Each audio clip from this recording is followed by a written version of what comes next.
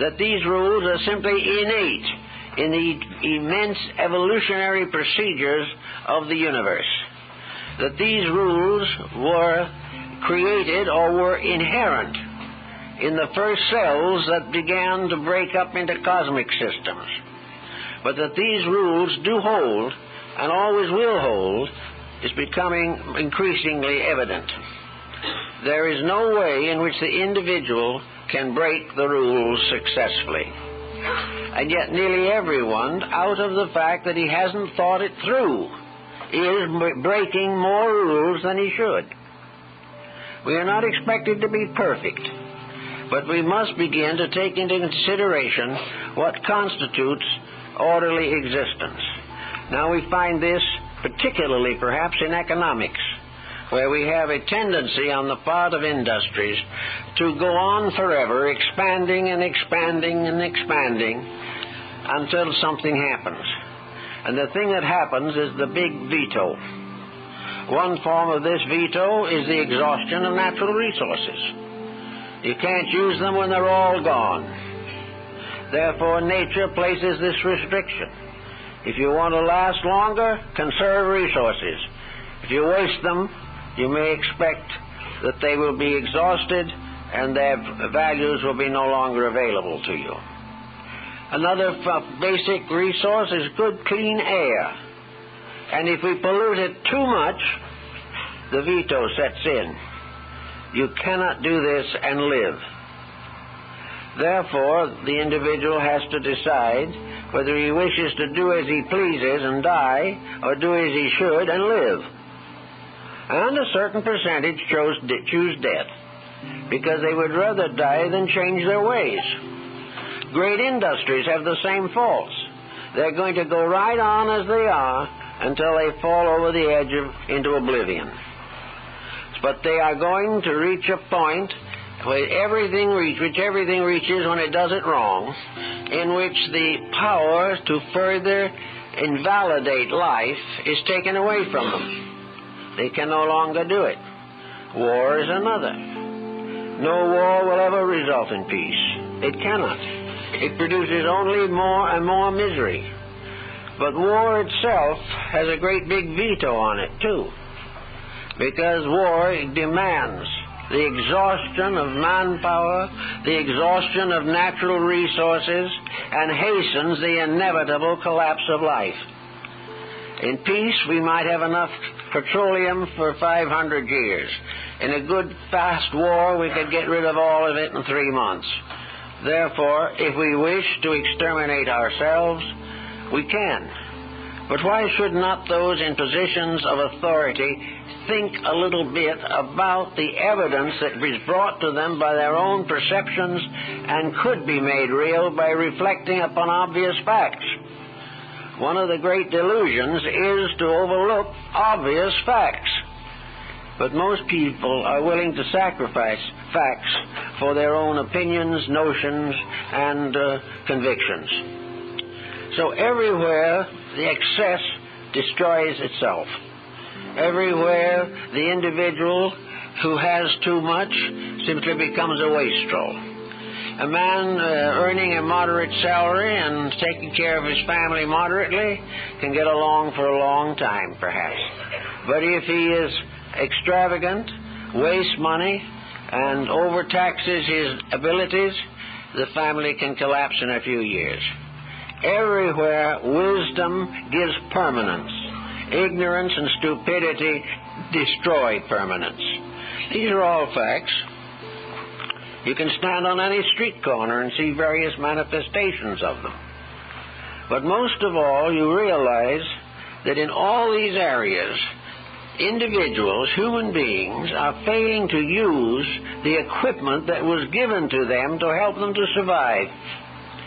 Nature must have had a point in mind, and that point was that the human mind and its accessories were supposed to give the individual the skill to create a noble destiny for himself. He has the right. He has the power. But one by one, he has sacrificed his rights, and again he has compromised his powers. in order to get ends that are not important, he has sold his own birthright. He has sacrificed his principles for profit, either for himself or for those who employ him. He has lost sight of the fact that this world was not created as an industrial economic system. It was created as an area in which living things could grow, fulfill themselves, in which human beings could develop the potentials that are in them, potentials of incredible beauty and integrity. And we have some way kind of forgotten the whole thing.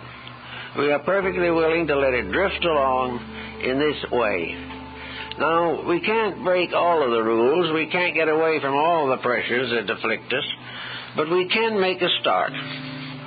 We can choose what we want to do in life. We can pick a career that is suitable to us.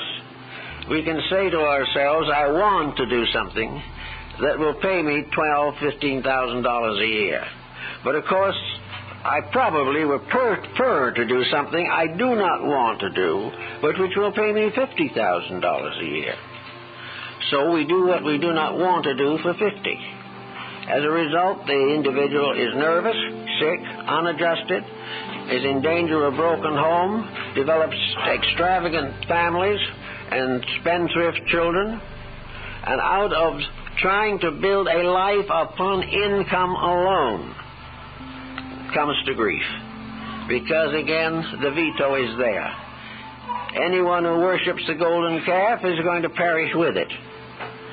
So the individual who makes a decision to elevate material gain over mental and emotional growth will ultimately come into trouble. And when he gets into this trouble, he swings in all directions trying to find a way out. But he cannot find the way out as long as he wants to cling to the things that cause the trouble. So many people can choose more wisely the things they want to do. And, strangely enough, as you may have noticed, it is that the decision is not as serious as you may think. Because the thing you thought you wanted to do that would give you the big salary may be bankrupt in 5 years. Whereas a steady, sincere occupation, particularly if it has social significance, may go on from one generation to another without end. Everything that is inflated deflates. But the long problem involving the continuing needs of humanity, this type of thing will go on. But that which caters only to the wants of humanity is in very fragile condition. Education, then, should largely emphasize the importance of the individual being himself. Not in the egotistic sense, but in the sense of the varied potential within his own nature. He was put here with a job, and fortunate is the person who finds what his job really is. But he can, if he has integrities, work out some of these things, and moderation helps. And moderation is something that generally comes as a realization of the failure of excess. Moderation is something learned painfully, but it does not need to be learned that way. Moderation is to take what you can do well and can do it throughout a lifetime without undermining health or losing the friendship of your friends, breaking up your relative patterns or your children. All these things can be worked out because we were given the instruments to solve the problem. Now, another thing that the instruments nearly always seem to provide, because they are a combination of both emotion and thought, they provide a great deal of strength to beauty. They make things very wonderful, and we look around us and we see the worlds of art, of music, of drama and dance. We see the tremendous skill of architecture. We see all the grace and glory of the world. And somehow we know that all of this came out of the human soul, as Plotinus tells us in his essay on the beautiful. All the beauty in the world came out of us. That is man-made beauty. Natural beauty is still greater but it is the service of natural beauty that creates human beauty. It is a combination of understanding natural laws and perfecting nature through art. So beauty is important. Happiness is important. The joy of living, the doing of things that are kindly and non-profitable are more important than the great profit-sharing enterprises. And every day we find people being hoodwinked who are trying to get more than they can earn by honest and reasonable means. So the mind can settle down and think these things through. The individual who left the farm when he was 10 or 12 years old and went to the great city and made his fortune, when he's 65, begins to have an irresistible impulse to get back to the farm. And he generally does. He discovers that all these different things he went through have only helped him to realize the serene significance of the gentle life. They tell the story of an old Indian sitting in front of his hogan down in the southwest, and a young efficiency expert type of person comes along and says to the old Indian who is smoking his calumet quietly, he says, "Why don't you work?" And the old Indian says, "Why?" And the man says, "Well, if you earn money." "Why?" "Well, if you earn money, you can have a bigger teepee." "Why?"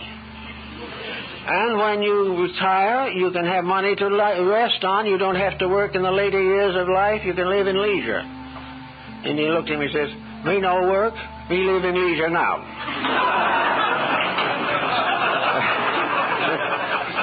Well, that's an Indian point of view, but there is a certain modicum of integrity behind it. That we are all trying desperately to do things that really do not add up to much when we get them done. So we have a lot of jobs in this world that need doing. Jobs that have to do with making this a more beautiful world. To make a world that is healthier. A world that is better morally and ethically. And in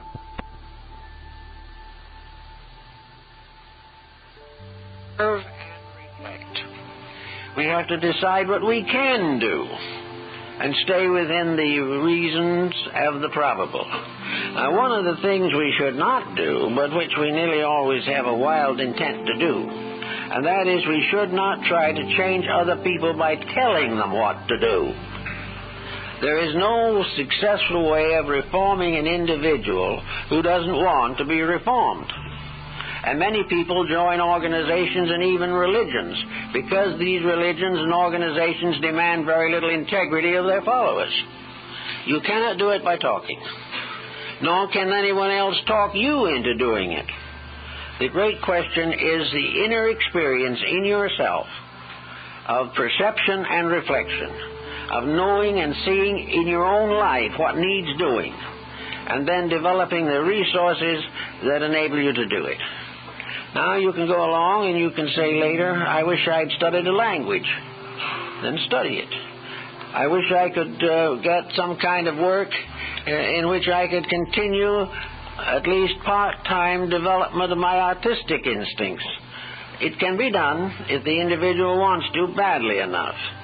In every case, it is the willpower taking over to accomplish what the mind and the emotions tell us is best for us. Now, with that combination, you cannot beat. But until it is really established, if one falters, the others fail. So it is very necessary to have the integrity to make a right decision. Now, most people do not know with certainty what is a right decision on all matters. Lots of folks are well-meaning, but they do not really know what they should be doing, and do not see just exactly how to find out. And this, of course, brings into focus one of the most important phases of human life, and that is religion. If the individual belongs to a reasonable religion, that religion will tell him what constitutes a good life. It will tell him what he should do and what he should not do. It will tell him about the Golden Rule and the Ten Commandments. It will help him to discover what the greatest minds the world has ever known have established as working principles upon which to build life career. Now, it doesn't follow that you have to believe or accept all of these different doctrines of faith. But if you look around you in society using your perceptives and your reflectives, you will find that most of these great systems of faith have stood the test of time because they have been supported by irrefutable evidence. We know, basically, that we should not kill. We know, basically, that we should not steal. And wherever we kill, we're in trouble, and wherever we steal, we're in trouble. And whether we're caught or not is not the important point. To break the principle of integrity in ourselves is to get into trouble. Many people have wandered away from their religions or compromised them simply because they have accepted the religion as a creed. Some have moved from difficult faiths to simple ones. A few have moved in the opposite direction. But the proof of that, again, is through the use of the perceptive and reflective faculties in your own constitution. It is not very long, or take very long, or very difficult to find out that thou shalt not kill is a pretty good law. You can look around you in every direction, national, social, economic, industrial, political. And destruction is not good. And the power that destroys ultimately destroys itself. So these principles can be supported not by the dogmas of a religion, but by the very faculties that man possesses within himself. He can see these things, and if he cannot see them, it is simply because he hasn't looked for them, or because he had some attitude in himself and closed his eyes when they came along. These laws and rules are obvious, and we cannot escape their inevitability. We cannot escape the importance and ability to face practically all the rules of life. Perhaps first and most of all that we have to have an enduring faith in some great power. The power that created these things. And if you open your eyes and listen and think, you will see that the universe in which we live was not created by a fumbler. It was not created without understanding, insight, and consciousness superior to anything that we know. So whatever it was that created it and created us, it's a good idea to obey its rules, to try if possible to glorify rather than desecrate that which has been given to us. So religion can help us to put a foundation under things, but most of all it helps us to tell what direction to look in order to find the rules working. Through the rules that are working, we can see in history, in science, in theology, politics, education, in industry. In all of these systems, the rule breakers are always in trouble. And no matter how glorious and wonderful and spectacular an area is, in the long run it crumbles and leaves everybody worse off. It is therefore possible for the individual to quietly sit down and decide in his own mind, not by the aid of the textbooks, not by political systems, not by atheistic scholars, but determine for himself what he believes about the source of his own existence. Because it's his own existence he's thinking about. It's the source of this that is of the most immediate concern to himself. Can he understand the reason for his own being? What is he? Why is he? How is he?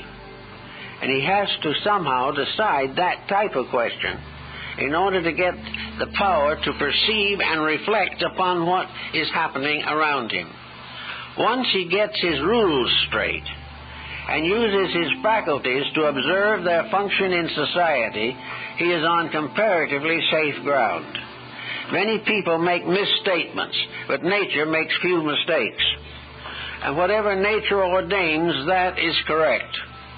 And whatever man discovers to be the laws governing natural procedure, those laws are the safest things to stay with that we know, and it is important to keep them, and keep them every day of our lives, so that we really will do probably what we're supposed to do. We're not supposed to sit here planted on benches and chairs the rest of our existence. We are not supposed to live until we die, and then somebody else takes over. We are much more important than this, without being egocentrically important. We are growing things, revealing and releasing a power of the divine through ourselves. We are trying desperately to be the good children of the eternal plan. We want to know something about the divinity that dwells within us. We want to know how we can serve that, and how we can grow in grace and greatness, truly, by obeying the very basic humanitarian rules of existence. And somehow out of it all, we know the answer lies that there will be no solution to this until we really experience the oneness of all religious beliefs and the brotherhood of all peoples, of all races, all nations, and all persuasions. The unified world can endure. The divided world will perish. We have already divided it and subdivided it time and time again. One dictator after another has strutted across the stage, and still the end is not yet. And now it seems that this mammoth process of trying to destroy the inalienable rights of human beings is going on a higher tempo than ever before. But actually, all of it depends upon a kind of subtle acceptance. The individual passing over it lightly because it's advantageous to him at the moment to make the most he can of the contracts that these situations set up. But we cannot validate this attitude. So we can become again like children. Children love everything and are always asking questions. They're always amazed and full of wonder. They are always living in a world of great potential, great possibility, and they have a strange and sometimes unreasonable respect for their elders. These children are physical children. We are mental and emotional children. We are not truly mature. When a mature person comes along, we generally assassinate them because we do not know how to handle the situation. We are still growing through a period of extreme egotism when we think we know more than there is to know, and an extreme selfishness in which we want to get more than there is to get. These factors are damaging us, and will damage us as long as we endure them. So whenever the opportunity comes for the individual to support something that is going in the right direction, this is important. If he has the opportunity to change his own point of view and be better than he is now, it is his duty. Because after all, we also like to think of something else. We like to think that the human being has an immortality, that the human being is not something that is going to lie down in the grave and die forever. Many people who have short thinking on these subjects like to assume it makes very little difference because we're going to be dead and that's that. Now, if we use perspective thinking and receptive thinking, we are going to realize that there's something wrong with our attitude toward the continuity of ourselves. No intelligent providence will create something, place it in a condition of constant stress, demand something from it more than is normally expected, and then at the time of age and old weakness of faculties, simply destroy this thing. There is simply no reason for the existence of the human being if you tuck him away in forest lawn forever. This is not reasonable. Nothing in nature dies. Science is beginning to discover this. Everything is changing forms, changing appearances, changing cycles of manifestation, but nothing begins or ends. Space does not begin or end. Time does not. Life does not. There is an infinite manifestation of life. Life going on forever. Life vital today as on creation's primal morn. Therefore, the individual looking around and trying to explain himself comes finally to the realization that any explanation of himself which ends with his own physical decrepitude frustrates the whole purpose of his existence. If he reflects upon his own mortality, he will lose his own humanity. They cannot dwell together. At the moment we deny the immortality of the human soul, we deny God's creative power. We also deny the reason for anything. Now, if we deny the reason for anything, and it was a pleasant situation, we might even exonerate that. If things here were wonderful and happy, we might say, well, I'm satisfied, I've had my span. But with things very difficult here, there seems to be no reason why we should assume that a physical life consummates our growth, releases our potentials, fulfills our destiny, or glorifies the divine power that created us. So out of the problems of thoughtfulness and reflection upon phenomena, reflection upon that which is perceived, comes the recognition of the immortality of the human soul. It has existed from the dawn of time. It is one of man's first adventures, was the discovery of the eternality of himself.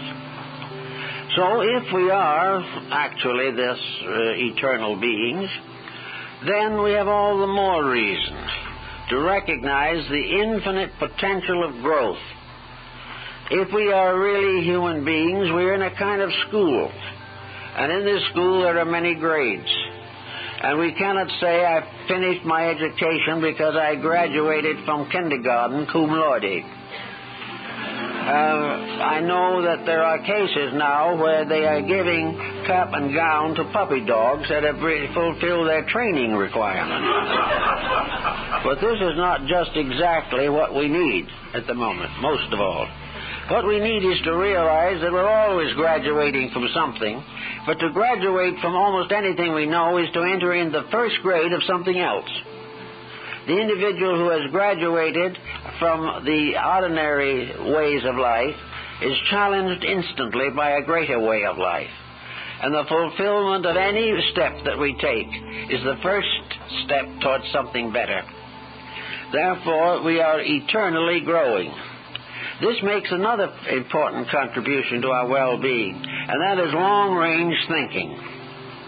The moment we stop thinking of life as terminating at some given time, not certain or uncertain, instead of that, we begin to think of ourselves as ever-existing life, moving through an infinite diversity of manifestations, but always and forever growing and unfolding.